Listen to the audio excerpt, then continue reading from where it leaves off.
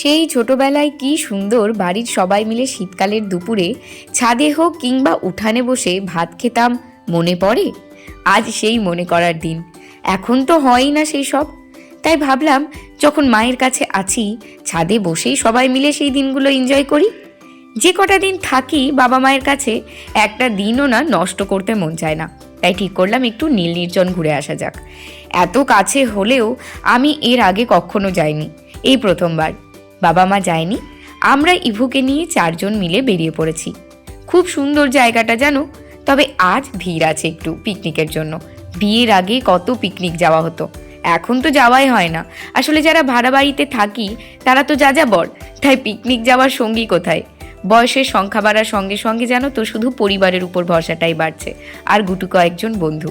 আমাদের আজ দিনটা বেশ কাটলো। আজ এন্ড করলাম ভিডিওটা। ভালো থেকো, টাটা বাই বাই, দেখা হবে অন্য ভিডিওতে।